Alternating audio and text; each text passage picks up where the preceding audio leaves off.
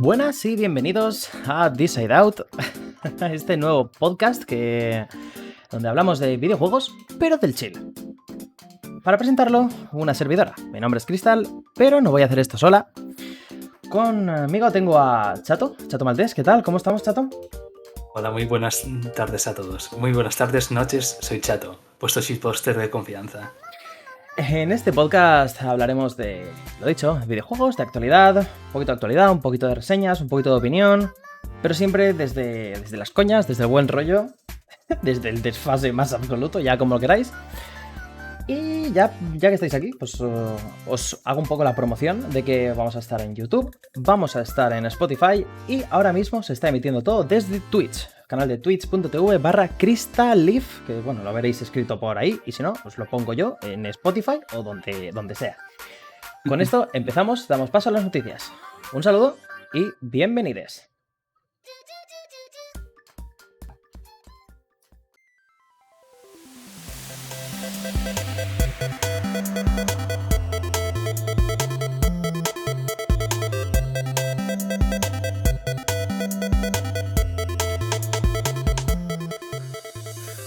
Bueno, empezamos con la noticia que yo diría...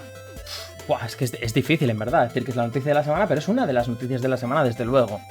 Nintendo recientemente hizo un Nintendo Direct basado en Animal Crossing, más exactamente la que parece que va a ser la última actualización tocha del juego. Añade mucho contenido, mucha historia, mucho tal, pero no es el tema. El tema es que han anunciado el precio de la expansión que va a costar, o sea, del servicio de Nintendo Switch Online, que va a traer juegos de Nintendo 64 y de Mega Drive. Esto ha traído una repercusión en redes. Esto ha hecho que la gente explote, se queje de una manera... Vamos, la gente ha puesto el grito en el cielo y me parece que con razón, porque si bien el precio del servicio hasta ahora eran 20 euros y 35, 20 euros al año y 35 la suscripción familiar para hasta 8 personas, ahora mismo estos precios se han duplicado hasta 40 euros anuales o 70, sí, para la suscripción de grupo. Recordemos que esta suscripción incluye juegos de Nintendo 64 y de Mega Drive. De Nintendo 64 incluye exactamente Super Mario 64, Mario 64, Star Fox 64, Yoshi's Story, Zelda Ocarina of Time, otro que no consigo leer bien, Winback Covert Operations, no lo conocía, perdón, Mario Tennis, Doctor Mario 64 y Sin and Punishment. Y otros... ¿Cuántos eran? Unos 15 o así de Mega Drive. ¿Tú qué opinas, Tato? Bueno, decir que eso es algo polémico es como... Es el día a día en el fandom de Nintendo, como aquel quien dice. Porque cada vez que sacan un servicio o algo así, super extra merchandising o algo así, siempre encuentran alguna forma de hacerlo mal. Pero es que ya de base, el servicio online de Nintendo va como va, ¿vale? He oído un montón de críticas al respecto. Y además era como, vale, 20 euros. ¿Qué me ofreces? Y era, vale, ok, el Tetris 99, ok, chachi. Y además, pues todos los mini experimentos que han hecho con Arika, pero eso, mini experimentos, y luego las ROMs de NES y SNES, ¿vale? Y además como que es un servicio que no es precisamente muy popular hoy en día, más que nada porque en vez de sacar grandes nombres, por tema de licencias o simplemente porque Nintendo no quiere esforzarse demasiado al respecto, pues lanzan juegos que son como los más tip cats de la consola, como aquí quien dice. Juegos muy nicho, que es como, vale, han sacado un juego de 1992 de Natsune, que nunca salió de Japón, y hay cosas así súper raras. Y obviamente a mí me molan estas cosas, ¿vale? Pero aún así, a gente normal de calle es como, vale, ¿dónde está Earthbound? ¿Dónde está Donkey Kong? ¿Dónde está un montón de cosas? Vale, pues... Claro, a ese tipo de gente que es los consumidores de Nintendo, por mayoría, ya no les interesaba. Ya estaban bastante desencantados con el servicio, con esos 20 euracos. Imagínate 20 euros más por encima y que son 7 juegos de Nintendo 64 y luego de Mega Drive, que es como juegos de Mega Drive sacan una compilación cada año. Para poner en contexto, como hubieras mencionado, son 20 euros, pero al contrario de otra, en fin, la competencia de Microsoft o Sony, la infraestructura de Nintendo sigue siendo bastante pobre. La calidad del servicio online, regulera. No hay chat de voz, tienes que bajarte una aplicación del móvil que creo que es la respuesta más chapucera que ha podido haber en toda la industria a esta problemática. Y si bien es cierto que no ofrecía mucho valor al final del día el tema de... No, es que son ROMs. Bueno, vale, me ofrecen una Netflix, digamos, de juegos antiguos, que tírale, si son buenos juegos, pues, oye, puede estar gracioso. Al final es un legado y estamos hablando de una preservación de unos videojuegos que, pues, oye, son de calidad con unas facilidades como los save states o cositas así que a día de hoy los hacen más disfrutables.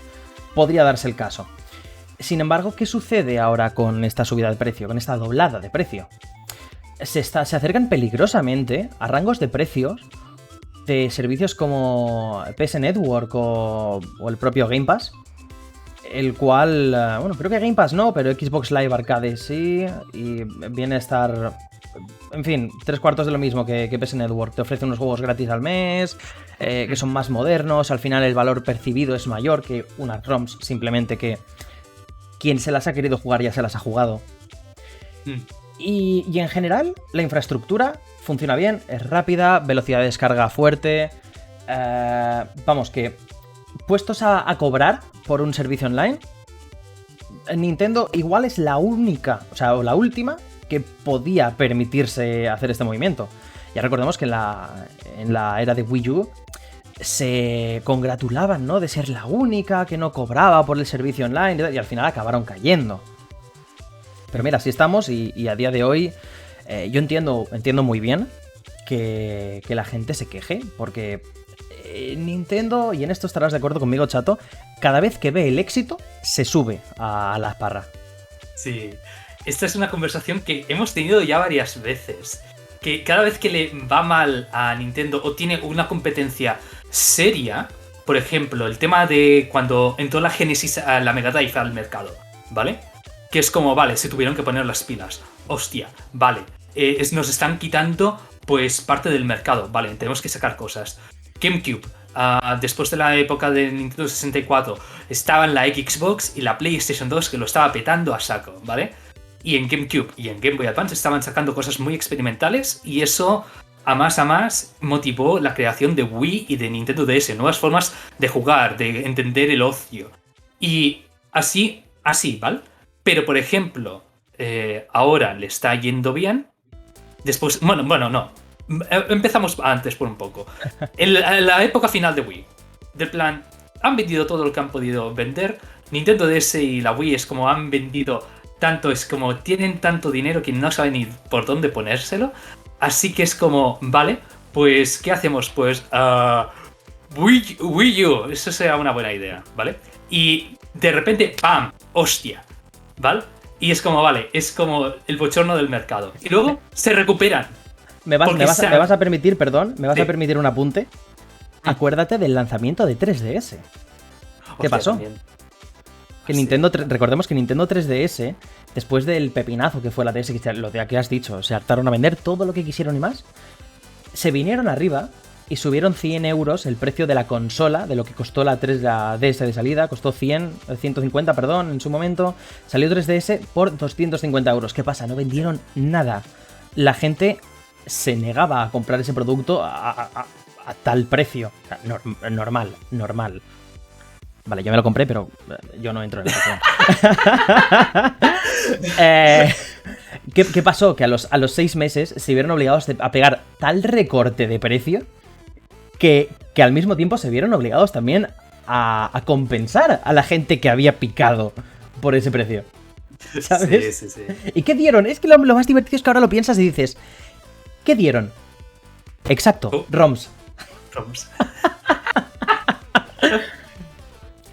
Ay, ROMs gratuitas de sus propios servidores. Es como que generosos. Y nada, ahora que han visto otra vez el éxito con Switch, se han vuelto a subir al carro de las...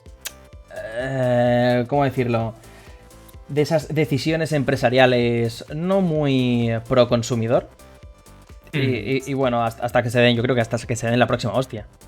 Sí, porque empezaron el inicio de Switch con super, vale, vamos a sacar el Mario Odyssey, vamos a sacar el Zelda Breath of the Wild, que es como, vale, los jugardos del año, ok, vale, a tope.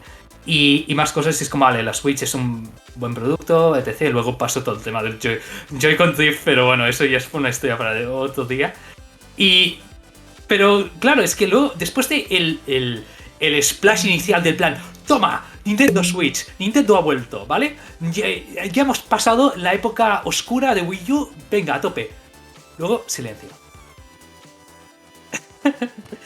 Ya está, vamos a vivir de las rentas a base de remake, de ports de Wii U.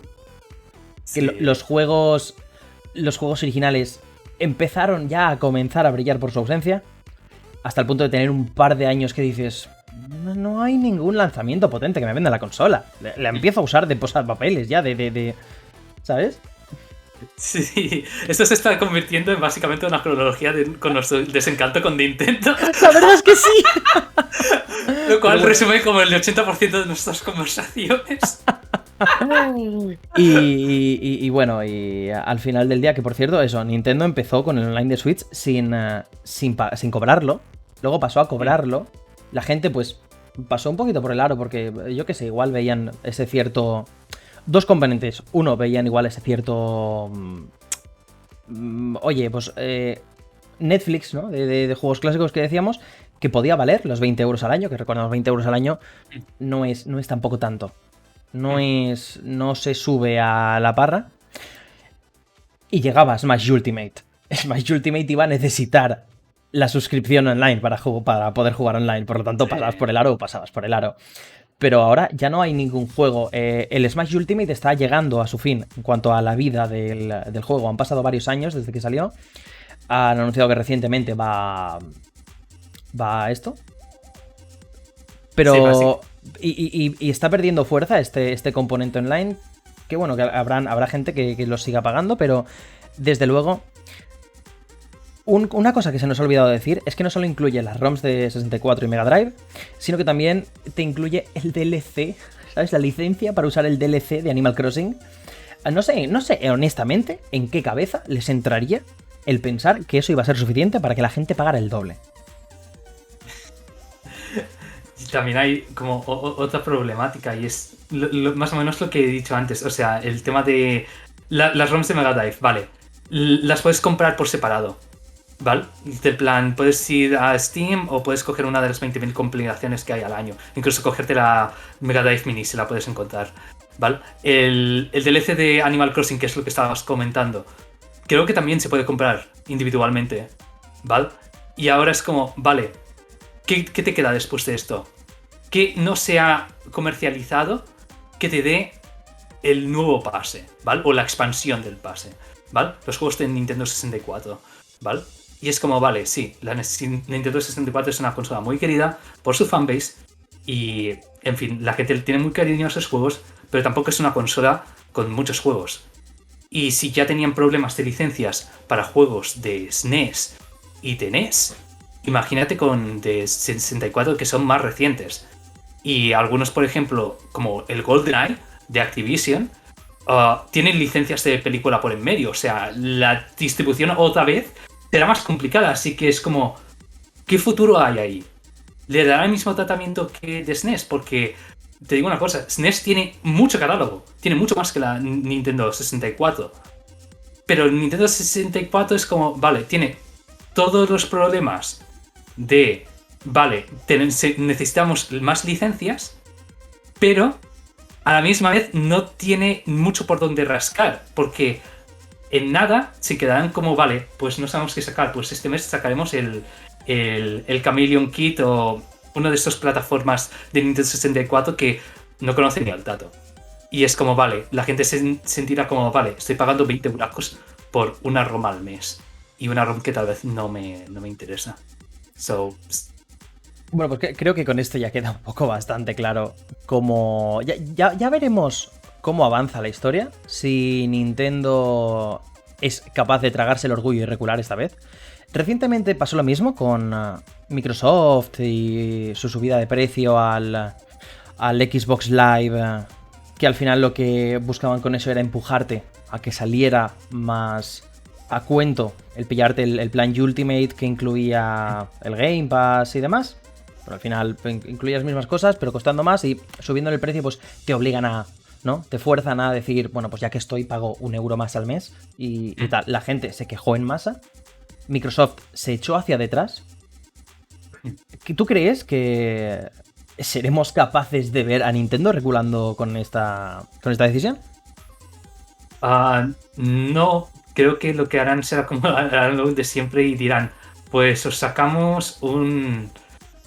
vamos a relanzar un juego así, o vamos a sacar X personaje en Smash, o alguna noticia así tocha, y la gente se olvidará instantáneamente.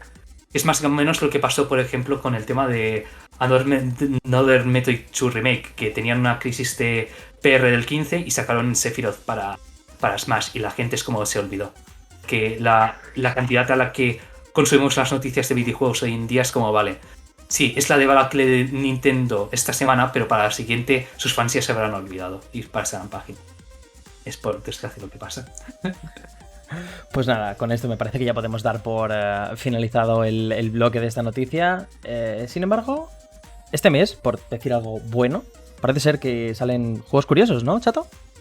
Sí. De hecho, una de las cosas que queremos hacer con este podcast es de vez en cuando yo hablar de juegos así que os podría interesar. Y el caso es que hoy tenía varios pensados, pero en vez de eso, voy a centrarme en solo uno, que se llama The Good Life, por nuestro amigo Suero65. Suehiro.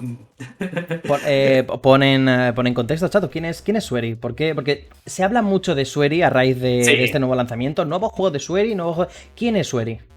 Haznos una pequeña introducción para ponernos en contexto, más que nada. Sí, será lo mejor, vale.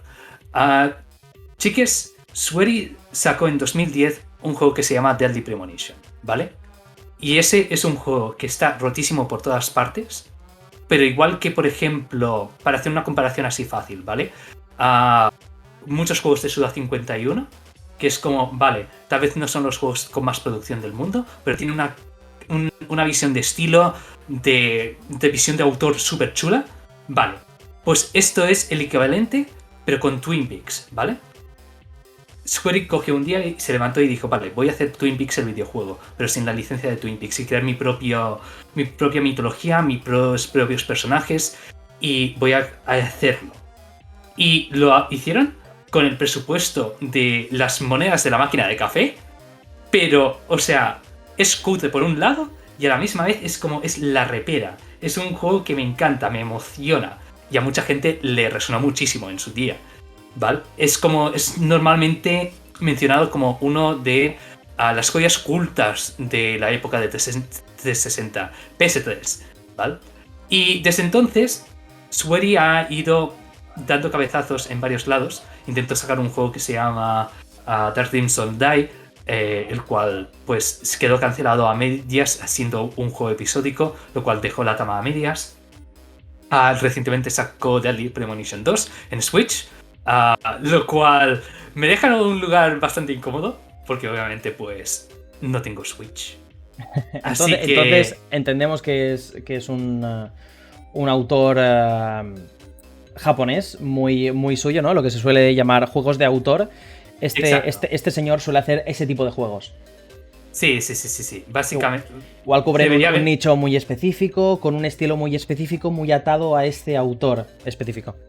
Es más o menos el uso que le usa la narrativa, ¿vale? Cómo interactúan los personajes. Es como, vale, tienes esta historia del detectivesca o una premisa así muy occidental, pero a la misma vez es como que a medida que vas entrando en el plato, vas comiendo, vas entrando en lo que vendría a ser el plato, que es el juego, empiezas a notar ciertas quirks, ciertos encantos, cierto carisma que no encuentras en cualquier juego, precisamente. ¿Y eso crees que es lo que podemos encontrar en The Good Life? Sí, de hecho, yo soy backer. ¡Ojo! Porque ¡Ojo! Sí, o sea, si queréis ver mi nombre en, en un videojuego, en los créditos, id ahí y lo veréis, Shadow Maltese Backer. Pero sí, yo probé la demo en su día, que sacaron para el Kickstarter, y me gustó, vi el potencial, y vuelve a ser un poco una escueriada del 15 en el sentido de, vale, es alguien de fuera que va a un pueblo y ahí pasan cosas extrañas y tiene sus quirks y demás y súper carismático todo. Y además es un juego de fotografía. Y ahora que a mí me encanta Unreal Generation y toda esta nueva wave de juegos de fotografía, es como, vale, es la texto perfecta. Por favor, echarle un vistazo que en Xbox Pass lo tenéis. Ya está ahí. Perfecto, ya está disponible en Xbox Game Pass. Creo que también ha salido en Switch. No sé si ha salido en PC o PlayStation. Sí, en PC también y en PlayStation creo que también. Pues perfecto, ya estaría. Nada, podéis echarle un ojo al juego de bruces y, si os parece, empezamos con el análisis de Metroid Dread.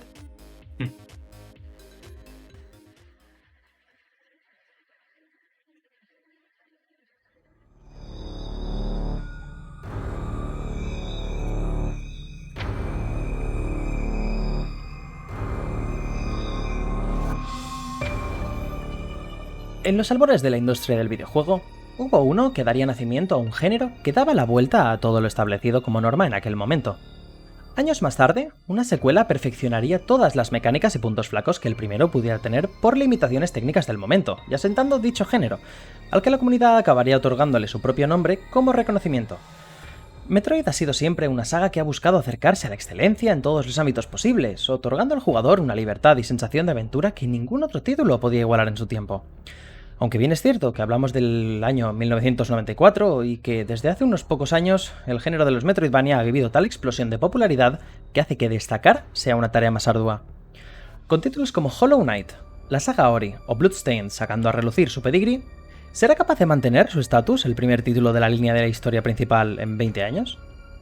La anticipación ha sido más que evidente, tanto por la expectación generada por la inesperada presentación a corto plazo del juego en el Nintendo Direct del último E3, como por la agresiva campaña de marketing que Nintendo ha realizado con dicho juego, siendo el buque insignia empleado para vender un nuevo modelo de Switch renovado con pantalla OLED, dando a entender que con dicho juego se lograría una experiencia mayor por sus gráficos, aunque de eso hablaremos más adelante.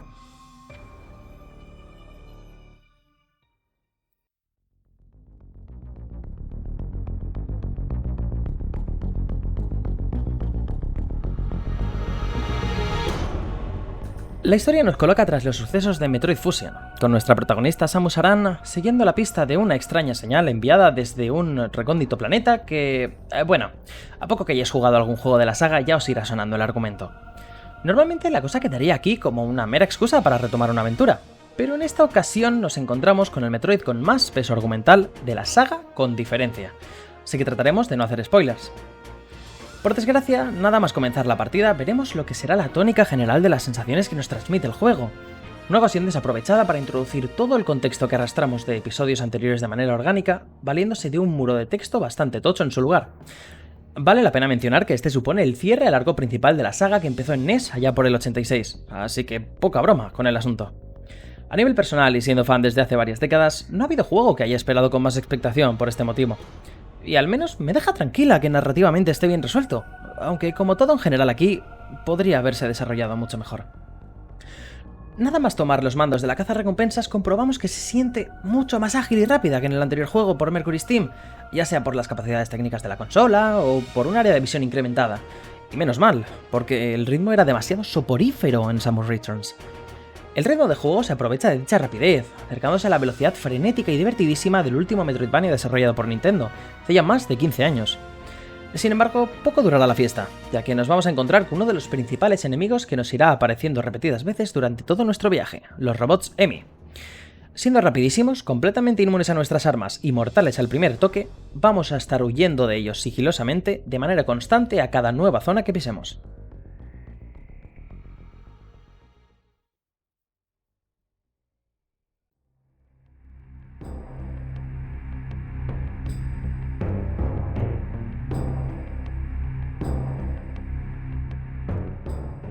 Y aquí viene la segunda decepción. Como si de otro tutorial sin más se tratara, el camino nos dirige a uno de los cerebros, llamados Unidad Central, que habrá repartidos, porque patata, convenientemente por la estación.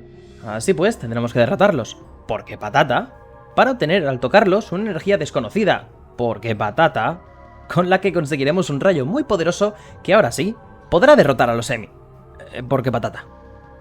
Una vez acabemos con susodicho Emi, perderemos el rayo de nuevo, porque patata, hasta que encontremos a la próxima unidad central.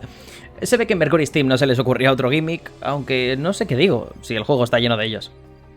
Esta será la estructura que se repetirá una y otra vez hasta acabar con todos, lamentablemente. No hay sorpresas, no hay variedad. Solo estructuras fijas constantemente, como constantemente el juego nos bloqueará de las maneras más descaradas posibles el poder realizar el tira para atrás, propio del género, más conocido como backtracking. Lo cual me hace preguntarme si realmente podemos hablar de Dread como un Metroidvania y no como un juego plataformero de acción. Aunque al final del juego ya te dejan volver a recorrerlo todo, imagino que para poder entrar dentro de dicha categoría. Pasando al diseño de niveles y escenarios, no puedo sino referirme a este como otra decepción. No menos de un 80% transcurre en localizaciones tipo fábrica con una estructura confusa y que no ayuda a guiarse por ella sin abrir constantemente el botón del mapa. Brillando por su ausencia las áreas claras, diferenciadas y con personalidad que ya emplearía Super Metroid para ayudarte a memorizar un mapa a poco que empezaras a andar. Unas áreas, por cierto, que en su gran mayoría se sienten vacías y desaprovechadas, ya sea por falta de enemigos, por plataformeo poco inspirado o recursos muy baratos que nos limitarán el avance de maneras excesivamente evidentes. Esto hace que grandes mapeados con mucho potencial dejen pronto de verse como una gran oportunidad de exploración para volverse pasillos con claras barreras para que las abras cuando, y esto es lo más duro, te dejen volver a dicho punto más adelante. Lo que considero una de las consecuencias más evidentes de los fallos de diseño de niveles de Samus Returns, los miles de tipos de puertas distintos, no solo vuelve en Dread, sino que se ve reforzado. Es lamentable que no solo sean incapaces de limitar el avance por ciertas zonas de forma orgánica al jugador, sino que además te lo metan como un tortazo en todos los morros.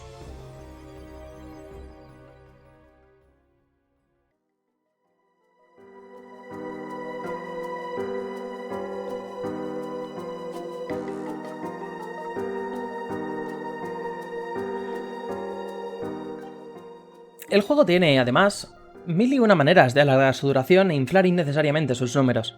Nos encontramos a lo largo de la aventura con varios objetos o power-ups que, además de ser versiones de marca blanca de los poderes con los que siempre ha contado la cazarrecompensas, se ven poco tiempo después inutilizados por introducir, ahora sí, el poder que podríamos llamar de toda la vida. No solo los Emi serán un enemigo recurrente en el juego, cosa que podríamos llegar a entender porque literalmente es uno de los pilares de la historia, sino que nos encontraremos a posteriori luchando 5 o 6 veces contra el mismo enemigo a modo de mid-boss. Pero no creáis que cambian en nada sus mecánicas. La única manera de darles, entre comillas, variedad, se basa en aumentar su daño y resistencia, así como a todos los enemigos del juego pasado cierto punto para darle un escalón de dificultad al jugador. Diréis, bueno, pues si nos dan tantos power-ups, al menos habrán repartido bien el esquema de control, ¿no? Crash horror. Dread adolece del llamado síndrome del mando vacío, necesitando rellenar los botones de Switch con una acción diferente hasta llegar al punto de ser confuso qué botón había que pulsar para realizar qué acción. Y lo peor es que ni siquiera son coherentes con ello, porque han tenido ocasiones en otros power-ups, llamémosles de la misma clase, para repartir diferentes botones, pero ahí sí que se han decidido incrustarlo todo en el mismo botón. Muchas veces menos es más. Y es algo que quedó evidente en el paso de Super Metroid a los juegos de Game Boy Advance, donde la consola contaba con menos botones para realizar las mismas acciones, pero hicieron que fuera incluso más cómodo de jugar. Mencionaba antes el daño y la resistencia de los enemigos, los cuales, pasadas X horas de juego, llegan a ser demenciales.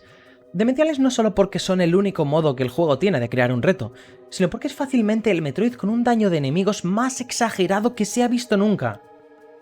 Hasta 4 tanques de energía, ¡4! Pueden llegar a hacerte daño en un juego en el que solo puedes llegar a conseguir un total de 12. Sí, esto solo sucederá en modo difícil, pero que te quiten igualmente 2 tanques de energía de un toque en el modo de dificultad estándar en un juego con casi la mitad de tanques de energía disponibles en Fusion, donde solo el enemigo final podía engancharte golpes de uno o varios tanques de energías, es para alucinar. Dicha batalla en Fusion, además, duraba como 30 segundos. No estamos hablando de una batalla bastante larga como la de nuestro enemigo final aquí.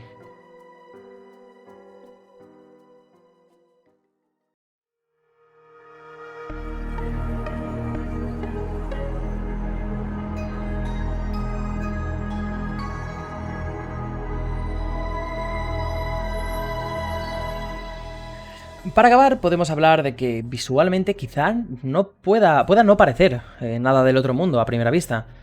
Aunque considero que eso es sobre todo debido a que todo el juego comparte este mismo entorno blanquecino a lo Apple Store con textura de pulido industrial. Como se ha visto por gente que ha podido sobreescalar la resolución de renderizado en emuladores, hay que reconocer que a los ojos gana mucho.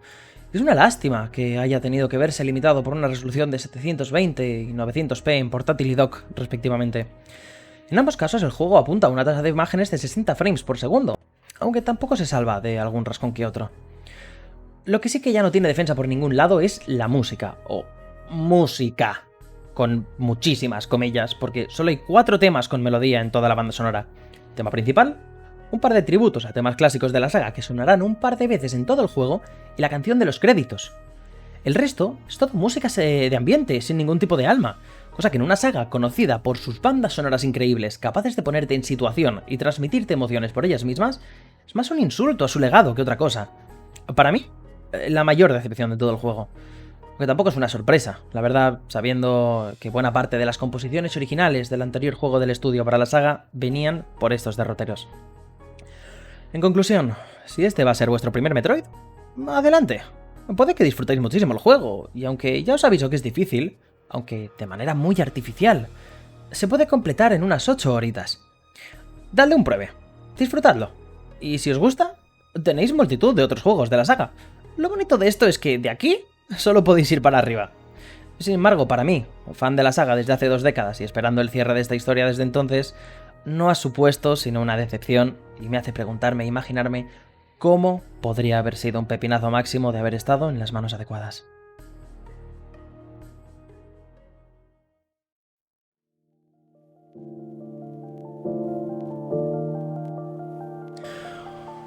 Bueno, chato, con esto ya tenemos el análisis del Metroid Dread. No sé, a ti qué te ha parecido, si quieres comentar algo. Es el final de una era, de un viaje, ¿no? Hostia, ¿y tanto? ¿Qué me vas a contar? Ya no solo por el hecho de que este es como el final del arco de Samus en cierto sentido, sino que a más es como el clímax de tu relación con Mercury Steam. ¿En qué sentido? ¿A qué te refieres, chato? Bueno, para los que... ¿Cómo que clímax? Básicamente, para los que no sepáis la historia de este canal y el lore que tenemos con Samus Returns, Crystal tiene una relación de odio bastante intensa con Metroid Samus Returns, que está hecha por el mismo estudio, Mercury Steam. Y ha habido muchas risas al respecto, y el hecho de que este mismo estudio sea el encargado de el siguiente gran episodio en la historia de Metroid es como, vale, el enemigo en casa. A ver, he de decir que personalmente tenía mucho miedo de cómo pudiera salir. Al final, de hecho era la primera. La gente me oía y me decía, mira la loca, ya está otra vez ahí, hablando de cómo que cuidadito con Mercury Steam, cómo que cuidado con este juego que la gente parecía loquísima por el juego y oye, yo que me alegro, honestamente. Soy una persona que lleva, como te he dicho, 20 años siendo fan de esta saga y que ha estado en la mierda. Ha estado completamente muerta, nunca ha vendido... Siempre se ha comparado, ¿no? Como siempre se ha hablado de ella como una de las mayores sagas de videojuegos de toda la historia, a la altura de obras maestras. De hecho, salió el mismo año. Su primer juego salió el mismo año y a la vez que The Legend of Zelda. Son sagas hasta cierto punto hermanas, en el sentido de que se iniciaron en la NES, luego en Super Nintendo tuvieron su punto más álgido, ¿no? en su fórmula clásica, y supieron dar un buen salto al 3D, fuera antes o después. Ahora, Bueno, pues se ve que Metroid nunca vendió lo que Zelda, nunca ha tenido la promoción que ha tenido Zelda, nunca, incluso en Japón, ni siquiera ha sido la mitad de querida que Zelda. Parece que esto está cambiando y que esto ha cambiado con este último Dread. Y yo que me alegro, la verdad. Sin embargo, me duele que sea por las razones equivocadas. Me hace preguntarme por qué narices esta explosión de popularidad no ha sucedido antes. Hay juegos, me atrevería a decir, objetivamente mejores. Claro, objetivamente. Eso es una palabra que a mí en lo personal me parece muy fea y me parece una mierda de palabra, ¿no? Más cuando estamos hablando de nuestra opinión sobre videojuegos. Pero Samus iba a decir. Samus Prime. Metroid Prime, el primero de todos, de GameCube, se llevó multitud de juegos, de juego del año del 2003. Ojito, que no estamos hablando de poca broma. Un premio que se ha llevado juegos como Red Dead Redemption 2, como se ha llevado Metal Gear Solid 5, como se ha llevado The Witcher 3. Metroid Prime se ha llevado el mismo premio en ese sentido. O sea, no tiene nada que envidiarles. Y ahora que estamos delante de posiblemente uno de los peores juegos de toda la historia de la saga, Otherem no lo contamos, ¿vale? Otherem hacemos como que no existe. Federation Force nunca pasó. Blast Ball, eso es un sueño de resines. Y estamos ante el segundo peor juego por delante solo de Samus Returns, el otro juego de este estudio de Mercury Steam. Y este es el que ha pegado un pepinazo impresionante de popularidad. Yo ni entiendo por qué, la verdad. No lo entiendo. Yo tampoco. Y de hecho es como... Vale, obviamente entendemos que... Tanto tú como yo entendemos que es un poco como el hype este renovado de Nintendo de ahora mismo. Que por alguna razón Nintendo ahora mismo tiene los fans más radicales al respecto. Más protectivos de su propia historia. Sin duda. El plan, antes había como gente del plan, vale, pues la Super Nintendo es una pasada y la Sega Genesis es una puta mierda, ¿vale? O así, ¿vale? Durante épocas, ¿vale? Pero sí, nunca ha pasado... Estamos hablando de las guerras de consolas cuando fácilmente ambas consolas eran portentos, tenían juegazos y no tenían nada que envidiarse en realidad. Tenían diferencias, pero no tenían nada que envidiarse. Y los críos de la época, pues, obviamente, pues es como decir, yo soy del Barça, yo soy del Madrid. No tiene más historia que eso. Sin embargo, actualmente sí que estamos viendo que, si bien Nintendo, la que una vez se conoció como la Gran N, era capaz de sacar adelante consolas con joyas, pese a no vender dichas consolas, porque yo que sé, por ejemplo, GameCube, estamos hablando de una consola que pese a que es un consolón, tenía mejores gráficos que PlayStation 2, tenía juegos que nada podían envidiarle, sin embargo, cayó muchísimo en ventas, pero sin embargo, Nintendo, a base de calidad, sacó las castañas del fuego. Pero es que actualmente estamos en una década en la que no estoy viendo esa misma calidad en Nintendo. Veo más, quizá, desde el salto al HD, diría, veo casi más cantidad que calidad. Sí. Y esto me apena. Pero en fin, sigue, perdona. No, tranqui. Pero sí que es verdad que la estrategia de Nintendo estos últimos años ha metamorfoseado de una forma bastante increíble. Del plan, ahora tienen... Antes hablabas tú de cantidad, pero también Nintendo no saca tantos juegos porque tienen un cuello de botella increíble creativo. Vale, se acaba de suscribir Myler. Yo pensaba, es decir, para la gente que esté escuchando esto... Cara sonriente. Es decir, que la gente que esté escuchando esto en Spotify, pensé que había quitado todas las alertas del OBS. Lo estamos grabando en Twitch en directo, repito. Muchas gracias, Myler, por cagarnos el primer episodio en Spotify. Un abrazote desde aquí, muy fuerte. Te queremos muchísimo. Muchas gracias por esa suscripción. Y nada, sí que chato, adelante. Sí, lo que iba diciendo. Básicamente, Nintendo no saca muchos juegos hoy en día. Tiene una crisis interna bastante grande porque no solo tiene que competir con el struggle creativo que es tener el visto bueno de Miyamoto, que es alguien que es muy de la antigua cepa y es como, vale, él solo le gusta X tipo de juegos que coinciden con sus gustos y esos juegos pues como que no sacan muy adelante. Y además, pues cada vez se hace más out of touch y entonces sacar juegos es como, vale, incluso un esfuerzo más grande. Así pues, no están sacando tantos juegos. De hecho, es una de las razones por las que hoy en día la Switch se conoce más por tener los ports de Wii U. Irónico. Sí, pero básicamente eso tiene una crisis de calidad muy, muy bestia. Y la calidad es como te sacan el Mario de la época, el Zelda de la época, ahora por alguna razón cósmica que desconozco, serán capaces de sacar una segunda parte del Breath of the Wild, pero normalmente en ciclos de consolas no es conocida por hacer eso. Pero, luego tienen los problemas que tienen, así que se van a otros estudios para hacer el trabajo sucio porque sacarlo de forma interna es un problemón. ¿Y qué lo hacen? Lo sacan para una empresa que no es conocida para hacer Metroidvanias ni juegos 2D. Es como, yo no entiendo el procedimiento lógico. De hecho, dos cositas. Primero, se recurren a una empresa que no solo no es conocida por hacer Metroidvanias o juegos 2D, de hecho el único que hicieron en 3DS, Castlevania Mirrors of Fate, es un desastre, es un completo desastre, sino que es conocida por matar la saga Castlevania. Más por encima de eso, es conocida por matar la saga Castlevania.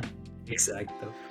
Y bueno, y el segundo punto es el que tú y yo ya sabemos.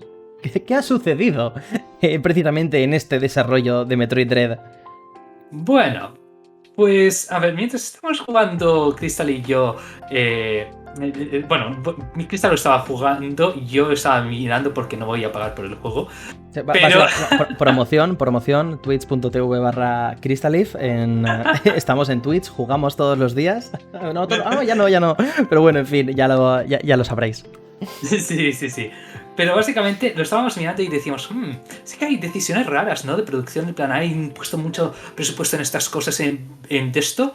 De plan, por ejemplo, la recta final, que son como los últimos 30 minutos, está currada, pero hay grandes secciones del juego en donde no está pasando nada y es como, vale, escucha, ¿qué está pasando aquí? ¿Qué estaba haciendo el productor ejecutivo? ¿Dónde estaba metiendo el presupuesto? Y ahí nos lleva, o sea, ya estábamos viendo del plan, vale, hay habido problemas de producción. Pero es que no solo ha habido problemas de producción, también ha habido problemas de desarrollo. Y en los últimos 2 días ha salido noticias súper descorazonadoras de la situación en Mercury Steam relativas a este juego. Si bien no me he atrevido antes a catalogar la noticia del precio del Expansion Pack como la noticia de la semana, aquí sí, ha sido precisamente por esta, porque esto que han destapado entre Vandal y Night Games, esto sí que se podría considerar el bombazo, diría yo, del mes, a nivel de periodismo de videojuegos. Os pongo un contexto. Mercury Steam es una empresa que desarrolló antes, como había dicho, había desarrollado los Castlevania Lords of Shadow para 360 y Play 3, si mal no recuerdo. Sí. Y en fin, salieron como salieron, el primero mejor, el segundo peor, pero cuando salió el segundo ya resurgió por algún foro un mensaje anónimo de un desarrollador que hablaba de cómo las cosas igual a nivel interno eran un poco reguleras, por no decir un desastre y un despropósito a nivel de gerencia.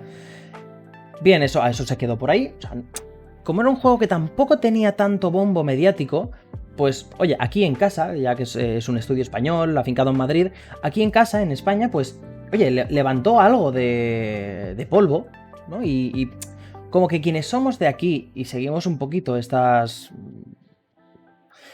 cositas de dentro del videojuego, pues sí que lo sabemos, somos conscientes, pero fuera, pues igual nadie lo sabe. ¿Qué pasa? Que ahora, con el lanzamiento, posiblemente el lanzamiento más mediático de la historia del estudio madrileño, acaban de salir hasta incluso cosas más fuertes por más desarrolladores anónimos que madre mía, han soltado el trapo, han soltado la boca, han empezado a decir, y aquí ha empezado a llover mierda de una manera que ya veremos. A mí me gustaría saber, puede ser que después no pase nada, como siempre, pero si tiene que pasar algo, por favor que pase. que pase. Yo quiero que aquí corra la sangre. Cuenta, chato, cuenta. Sí, vale. Básicamente, como bien has dicho, después del lanzamiento de Lords of Shadow 2, salió un mensaje anónimo en Medistation, en Zona Foro, creo recordar que era, que básicamente pues hablaba, pues, básicamente la mala gestión de Enrique Álvarez, que es el productor ejecutivo. Y además como tiene una estructura interna Mercury Steam que viene arrastrada de un estudio anterior que era Pyro Studios, si no recuerdo mal, y está muy, muy basada en la egolatría. Bueno, no voy a decir eso, pero sí que básicamente una estructura muy de... si estás en la buena sombra de Enric, pues estás bien, pero si no, estás mal y te van a tratar mal, ¿vale? Sería una estructura, perdón, muy vertical con alta influencia del favoritismo. Exacto. Lo que pasa es que, claro, una cosa es que esto salga en un foro.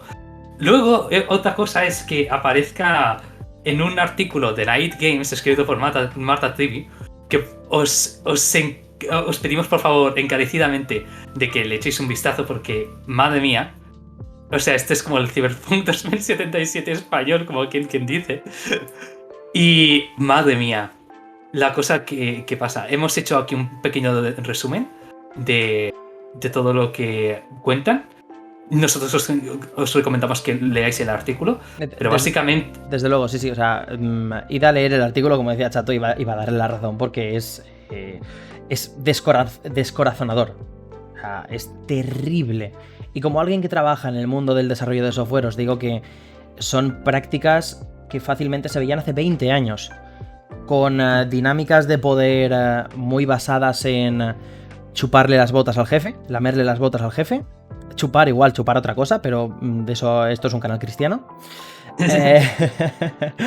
Y que de verdad destroza psicológicamente a los empleados y a la gente que igual está con todo su amor ahí, esforzándose por sacar el mejor juego posible. Que yo he sido muy dura con Metroid Dread, pero sí que es verdad que se nota que en Mercury Steam hay gente con talento y que las cosas podrían haber salido mucho mejor.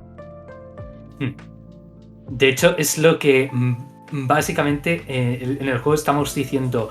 Ok, hay cosas interesantes, pero como que parece que esto haya estado gestionado como el culo y eso haya derivado en que, pues básicamente el talento que podía haber, pues no saliera. Y esto es más o menos como empieza el artículo, que empieza hablando de que hay una mala gestión de talento y plantilla, incluso del proyecto en sí, que obligó a hacer negocios, a negociar recortes sustanciales del juego en 2019 y 2020, porque los encargados de sacar el juego adelante estaban viendo de que no podemos sacar este juego como quiere Nintendo y como habíamos negociado, no podemos sacarlo, no tenemos los recursos, esto está mal gestionado, ¿vale? Pero además de la mala gestión del talento y plantilla, también ha habido despidos masivos. A principios del año 2020, Enrique Álvarez envió un mensaje a los trabajadores diciendo de que sí, de que en esta había sitio para todos, en Mercury había sitio para todos, que todos se podían quedar si ellos querían. A pocos meses después hacer despidos masivos en animadores, modeladores 3D y también Quality Assurance. Y hay una falta de comunicación increíble, según el artículo. Además, faltan como mínimo 50 personas en los créditos por políticas arbitrarias de que solo puedes aparecer si has estado presente en 25% del desarrollo del juego. Cuantitativamente hablando del tiempo, no del trabajo que hayas puesto. Partiendo de la base de que si has trabajado en un juego, te tienen que poner en los créditos. Es una cuestión básica. Pero es que aún así es que es súper injusto. Y además... Bueno, pues la empresa también funciona también mucho a base de contratos de obra. O sea, no de plan, vale, te contratamos... Si me permites, Chato, primero, por supuesto, o sea, da igual el tiempo que hayas estado, el trabajo que hayas hecho.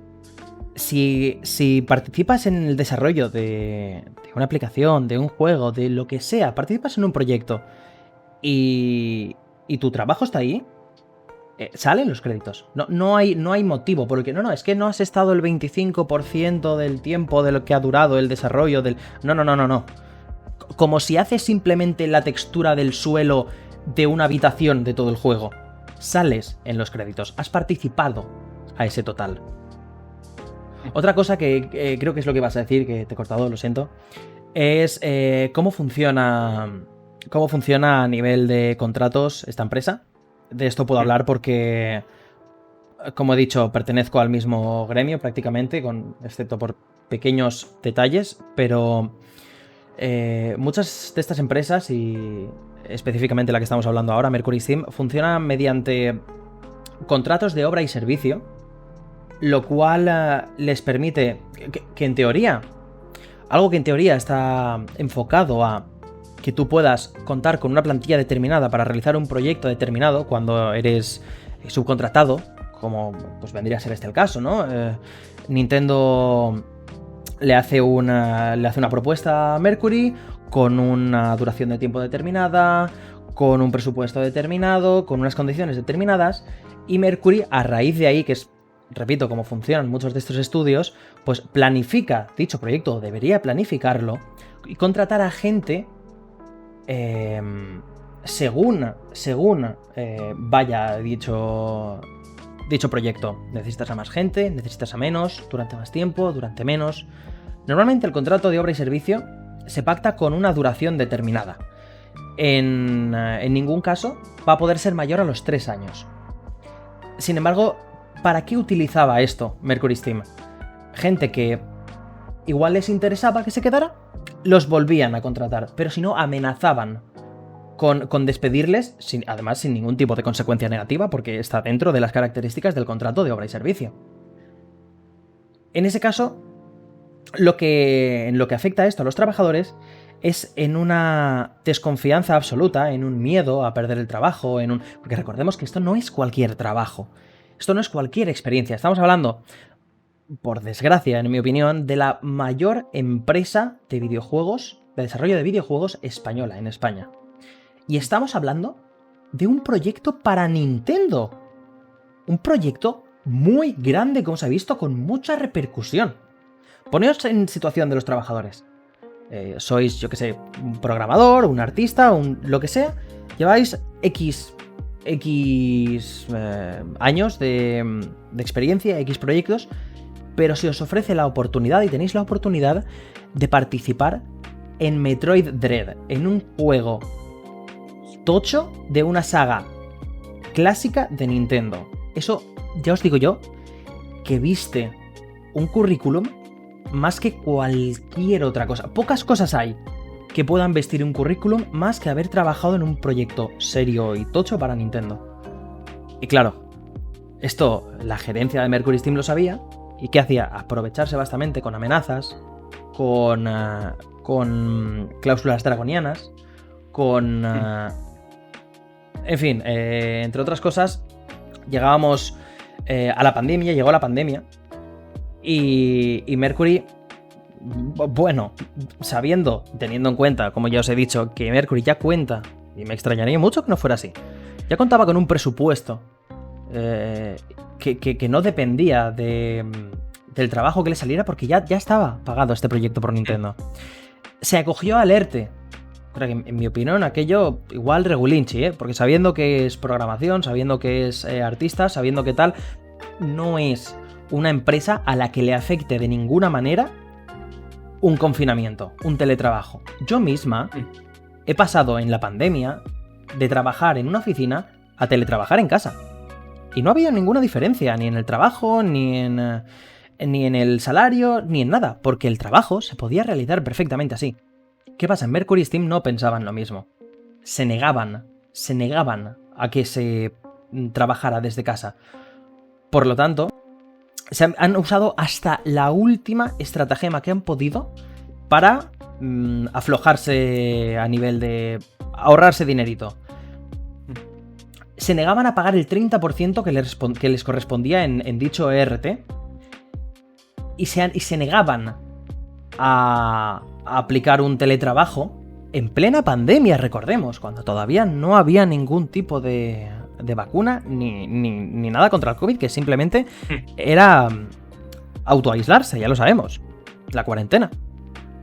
Y en un trabajo en el que no hay absolutamente ninguna diferencia entre trabajar en una oficina con un riesgo de contagio bastante alto, en el que, por cierto, no se adoptaron las medidas de seguridad adecuadas o mínimas, que incluso consideraría yo, para trabajar en un entorno cerrado, y que se presione para que trabajes en la empresa, o sea, para que trabajes en la oficina, a mí lo que me transmite es que los gerentes no confían una mierda en su plantilla, que es lo peor que te puede pasar. Más si tienes una empresa. Ya no os pongo que os pongáis en situación porque, a ver, nadie de aquí tiene una empresa, seamos realistas.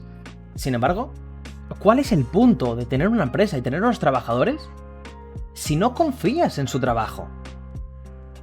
¿En qué piensas contratando a una persona en la que no confías? ¿Qué esperas ganar con eso? En fin, en general es como... Se nota bastante de que Mercury en general tiene un orgullo de empresa, pero muy concentrado, especialmente en, básicamente, lo que vendría a ser lo que estábamos hablando, la gerencia, ¿vale? Como los fundadores, ¿vale? Los copropietarios. Y en alguno de ellos, por ejemplo, a ver, vamos a decir nombres. Enrique Álvarez, ¿vale? Que sí que ha salido en entrevistas hablando de Lords of Shadow, incluso picándose con la crítica, porque tiene... Enrique. Sí, tiene un ego bastante... Me das cuerda con ese personaje. Vale. Tenemos mucho que decir al respecto de este hombre, ¿vale? Pero siempre lo habíamos visto como todo un personaje. Porque se ha picado con medios de publicación, con usuarios, ha ido a El País o al Mundo básicamente a decir de que es que no puede ser, de que la gente le suelte viris por mi juego y cosas de estas, además de decir cosas como por ejemplo en entrevistas y más diciendo de plan, sí, vosotros dejadlo todo, iros al ¿cómo se llama? Al desarrollo de videojuegos que os llamarán locos, pero tenéis que hacerlo. Y cosas de estas. El plan dicen, ¿dónde tiene la cabeza de este hombre? El plan del sentido común. Esta persona, básicamente, como respuesta a las malas críticas que recibió Lords of Shadow 2, se dedicó a decir que la crítica no tenía ni puta idea. Ese es el nivel. Sí. Y además es como dijo, no, es que... esto es un buen juego el que acabamos de sacar, pero el que sacamos hace 4 años sí que era una mierda. Y es como, tío, ten un poco de orgullo de tu propia creación y al menos no digas eso. Es como... Sí, además de, por ejemplo, decir, no, este es un Castlevania reinventado que satisfará... dejará a los fans satisfechos y en la misma frase después diciendo, vale, ¿y cuáles diferencias habrá entre Castlevania antiguo y los Gigabañas y este nuevo? Preguntaba el entrevistador y Enrique Álvarez dice, todas. Y es como, vale, este hombre, ¿en qué está pensando? Cosas del plan, vale. Y además, después de Lords of Shadow, como que se le acabó el contrato con Lords of Shadow, no querían sacar más juegos. Cogieron y dijo, es que en verdad yo no soy fan de Castlevania, pero si Konami me contrata para Silent Hill, es como de puta madre. Y pensando, a ver, tío, no puedes cargarte una serie y luego decir, bueno, es que en verdad no era fan todo este rato. Toda esta actitud que he tenido de súper defensiva de mi trabajo, me da igual, no es mi propia serie, no es mi serie, no tengo ningún aprecio por ella. Es como, madre mía. Pero sabíamos que era un personaje, pero hasta el punto de hacer mobbing empresarial, es que es como, pero. Y hemos hecho una lista por aquí, en Crystal, no sé si quieres leer algo de esto. Vale, para empezar, los intentos para silenciar a su propia plantilla por algo tan básico como negociar su contrato. O sea, eran constantes. Y hablamos de negociar tu contrato, algo que es tu puto derecho. O sea, ya os he dicho, en esta industria es algo muy habitual el negociar tu contrato, el negociar ciertas condiciones, ciertos términos, pluses, bonus, salario. Vale, pues ellos se negaban. O trabajas con lo que ellos dicen o puerta. Cosa que honestamente, ya para empezar es una red flag. Ahora, cositas también como que igual te tenían que dar o sea, te avisaban, ¿no? Con ciertas, no me sale ahora con la palabra, directivas, ¿no? Con ciertos mensajitos internos en la empresa que... Pongamos un ejemplo, como para que hay que trabajar X día para sacar esto, tal. Vale, pues te lo ponían a última hora del día para que no te pudieras quejar, para que no pudieras responder, porque la mitad de la plantilla ya se había ido a su casa. Cosas con muy mala fe, muy mala fe. Y si estos mismos trabajadores decidían hablar, decidían quejarse, decidían, oye, esto no está bien, pues se les castigaba. Se les castigaba amenazándoles con cambiarles a otro grupo o directamente despidiéndoles. Claro, como os he dicho antes, el tema de salir en los créditos de un juego de Nintendo viste mucho. Pues me parece deleznable y de completo sociópata el jugar con tu plantilla, amenazándoles con mandarles a otro proyecto secundario de la empresa, o directamente que no salieran en los créditos, pese a haber trabajado en ese juego, y quedarte tan pancho. Eso lo que demuestra es una cultura del castigo terrible. Que a día de hoy lo más triste de todo es que esto siga sucediendo en 2021. ¿Pero de qué vamos? ¿De qué vamos? O sea, lo mismo con el interpretar como les diera la gana la legislación laboral.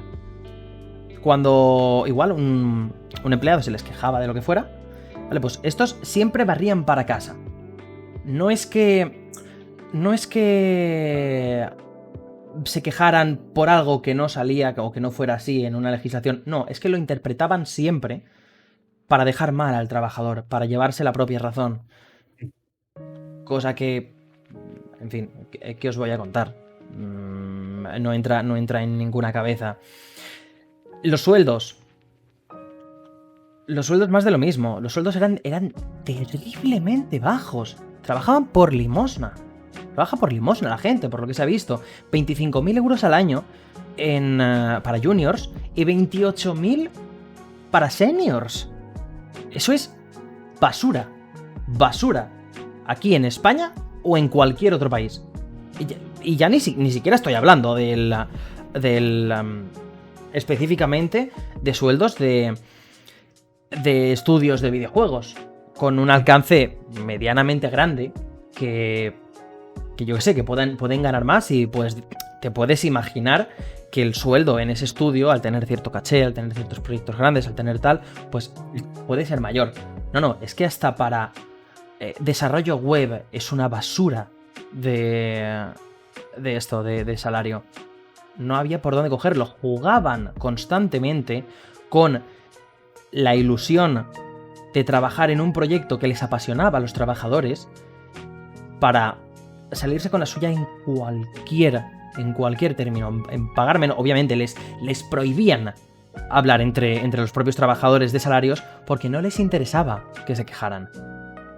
Cosa que es lo más normal del mundo, una vez más, el comentar entre trabajadores, oye, tal, tú qué tal, cuando me han dado una subida de tanto este mes, por objetivos, por lo que sea, siempre, es algo común, no es algo raro, al final se hace mucha piña, y es lo que también han demostrado o lo que han dicho estos testimonios anónimos, que a nivel de empleados rasos se lo pasaban de puta madre en el trabajo, había mucho compañerismo, había mucho tal.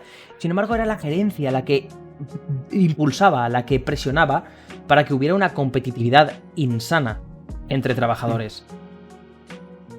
Trataron de lo dicho, de privar a sus trabajadores, por ejemplo, de ejercer su derecho a voto en las elecciones autonómicas de Madrid, cuando la ley dice que puedes tomarte hasta 4 horas para ir a votar. Les dijeron, no, ¿dónde vais? 4 horas no, que eso es mucho, no os hace falta tanto. Sí, Dime. No, básicamente que aludían el hecho de que el juego lo tenemos así, no puedes ir a votar, aunque la ley diga lo contrario. Es como... Yo lo que había leído no es que no pudieran ir a votar, sino que les limitaban el tiempo.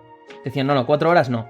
Solo 1 hora o lo que fuera, no recuerdo ahora exactamente el periodo de tiempo, pero todo el tiempo que pase después lo tenéis que recuperar. También.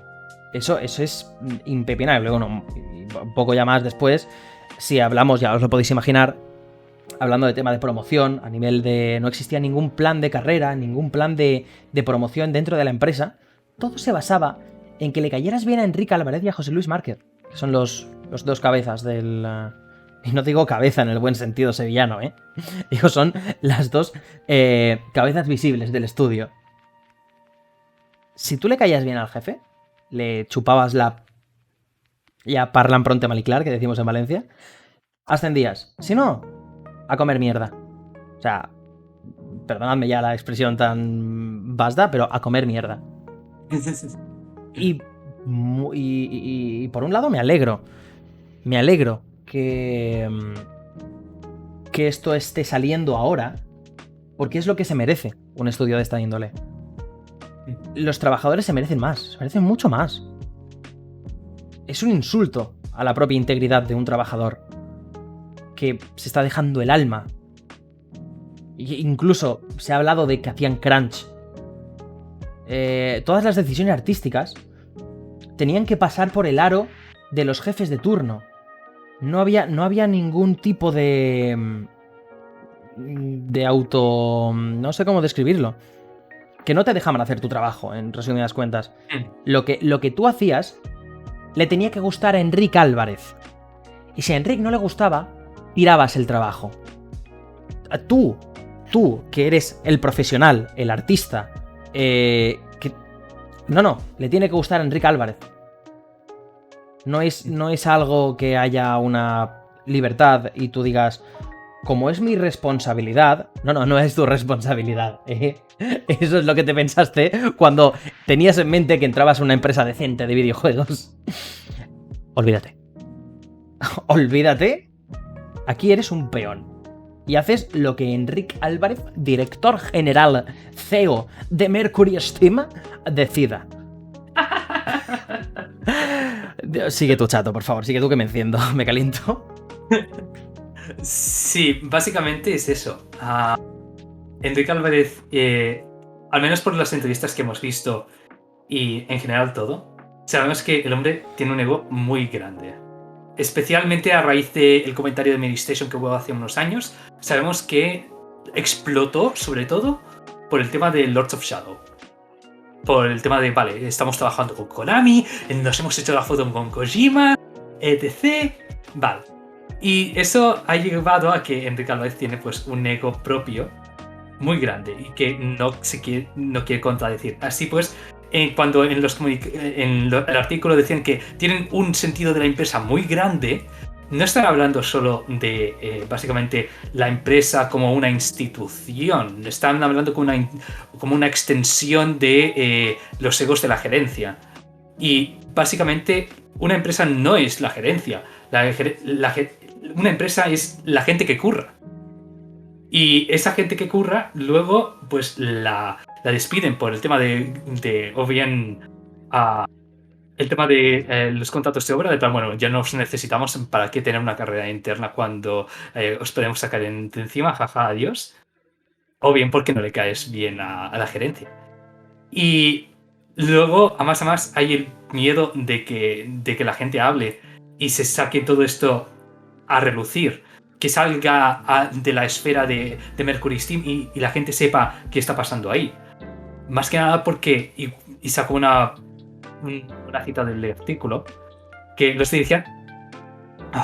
dirigentes principales conocen a mucha gente y te pueden destrozar la carrera si tienen un problema contigo. No les importa hablar mal de ti y joderte la carrera. Y por eso la gente no habla. Y eso es desesperanzador.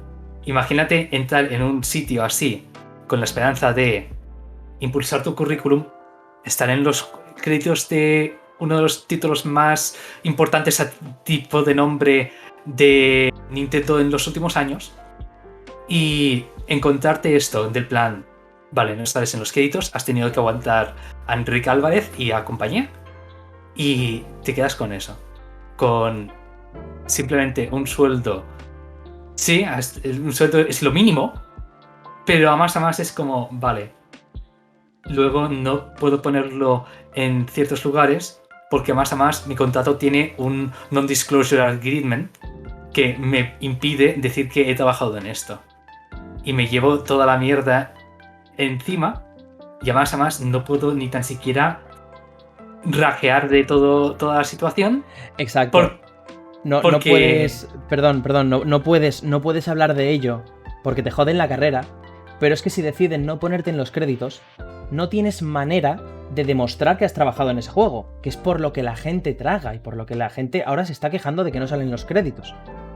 Si, como has hablado bien de cuando trabajas en un proyecto de estos, tienes un NDA, no puedes hablar de qué has hecho en ese juego, no puedes poner pedazos de eso en tu portfolio porque pertenece a la empresa.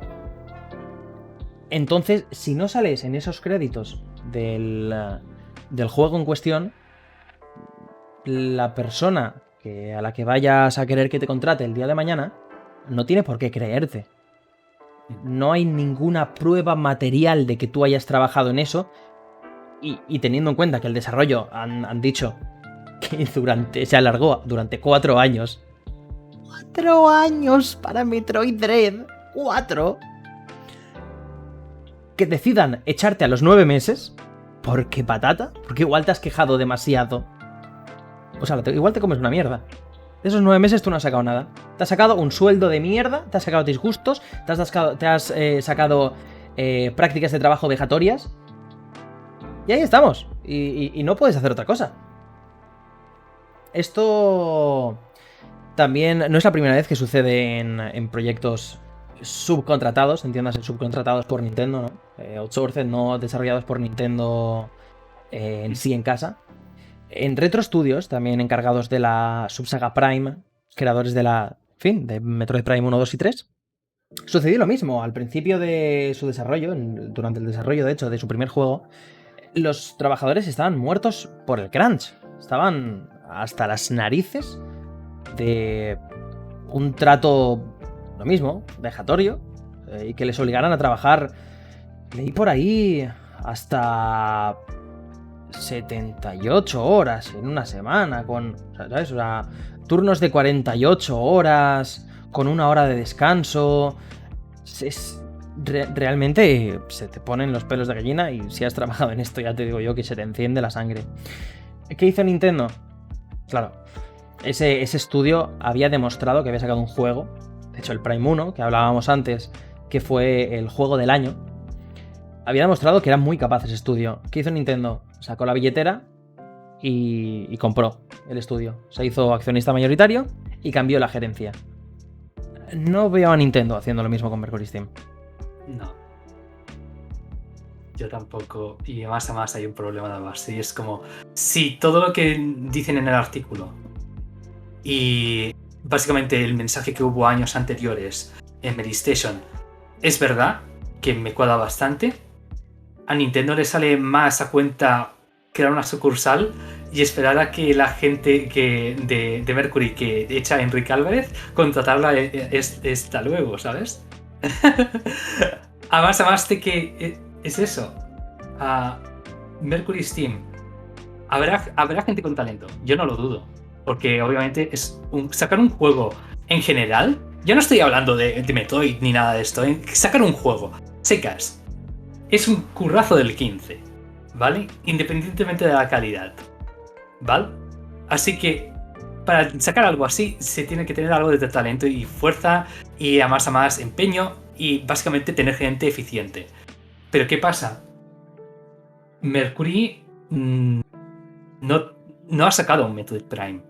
Ha sacado un juego que es... bueno, podríamos decir bueno.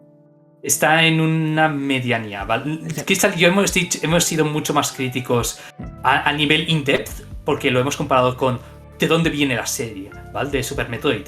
Lenguaje de los Metroidvanias, cómo reinventar el género, cómo sentar las bases que se siguen 25 años después, ¿vale? Y obviamente, pues este juego pues no cumple todo esto, y además comparándolo con cosas como Hollow Knight, tampoco aguanta mucho el tipo, por decirlo de alguna forma. Y con coestrellas del Metroidvania que no sean indies precisamente, como el Bloodstained. Bloodstained está mucho más currado. Bueno, no es que esté más currado, sino que el resultado final sí que demuestra una visión y entendimiento de cómo desarrollar un juego que está mucho más viva.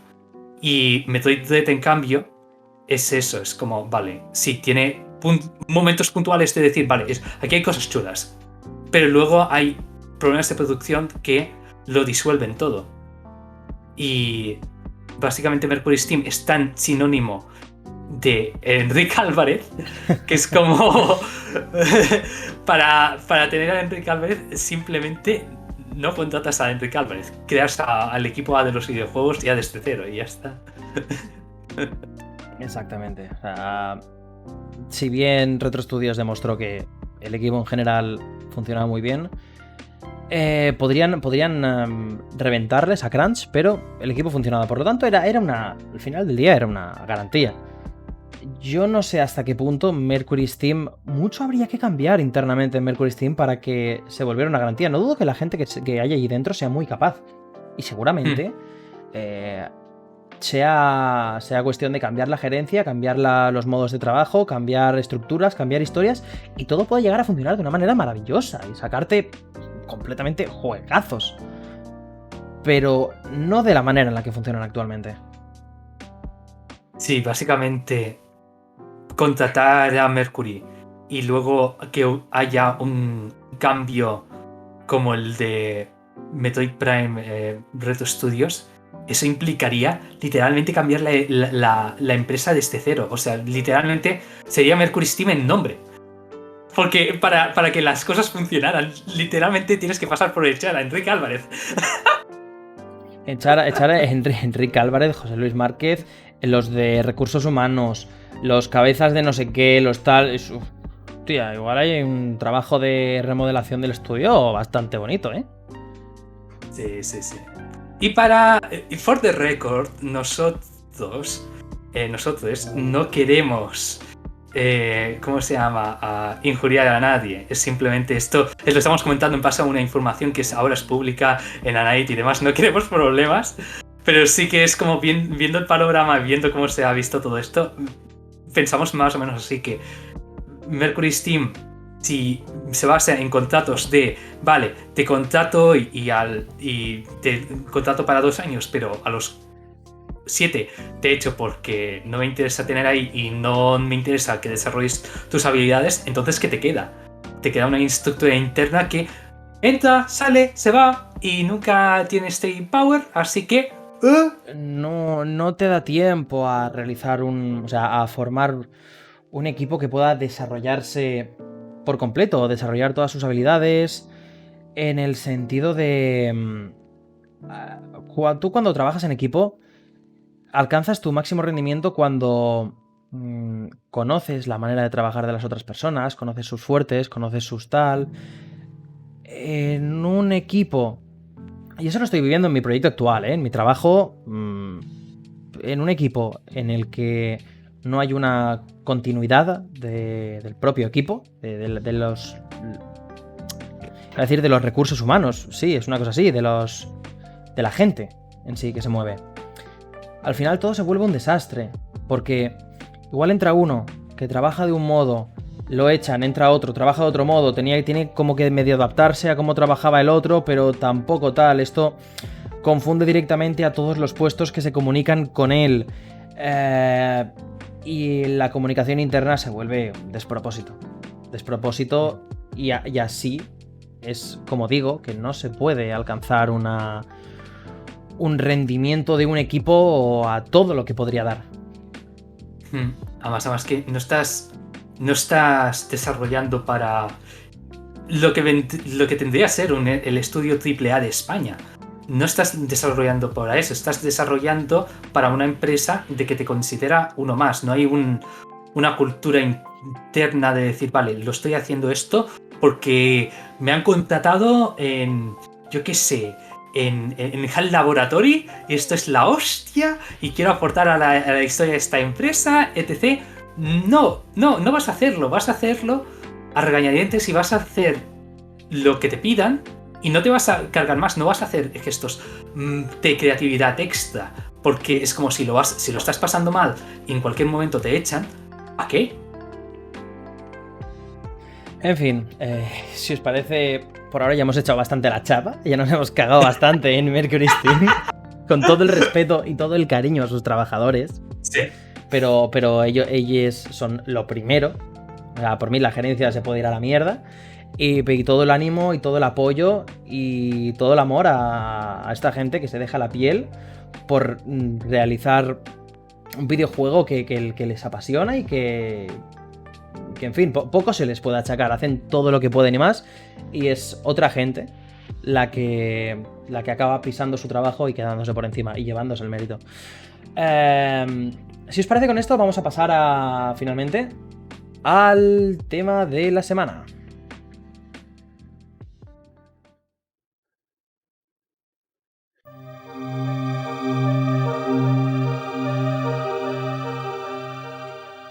Es el año 1993. Un joven David Wise recibe el encargo por parte de Rareware de hacerse responsable de la banda sonora de Donkey Kong Country, regreso del monete famoso en aquel momento por sus populares recreativas. Enamorado del sonido del sintetizador Korg Wave Station, trabajó en replicar su sonido en el chip de Super Nintendo pese a sus limitaciones. Esto es, disfrutad Aquatic Ambience de Donkey Kong Country 1.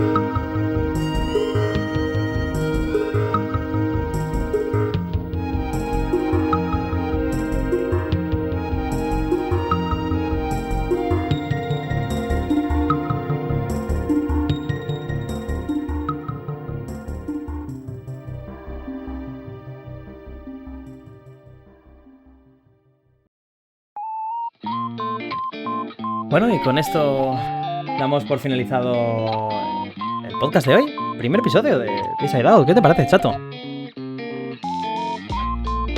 ¿Te has silenciado? ¡Chato, nene! ¡Oh, shit! Ha sido un placer hablar contigo, Cristo. Nada, el placer es mío. Muchas gracias por apuntarte a estas ideas de bombera retirada que tengo. Nada, y espero que lo hayáis disfrutado muy bien, tanto la gente del chat ahora mismo en Twitch como la gente que lo esté escuchando ahora mismo en YouTube o en Spotify. Recordaros que podéis vernos tanto en, lo dicho, en YouTube, en Spotify o en Twitch cada 2 semanas. Trataremos de ir trabajando, ir puliendo en el formato, en las secciones. Nos podéis dejar comentarios tanto en Twitter como en Telegram, donde queráis. Sabéis que estamos siempre abiertos y encantados de escuchar vuestro feedback. Pues nada más, un abrazote muy fuerte y nos vemos dentro de 2 semanas. ¡Hasta luego! Hasta luego.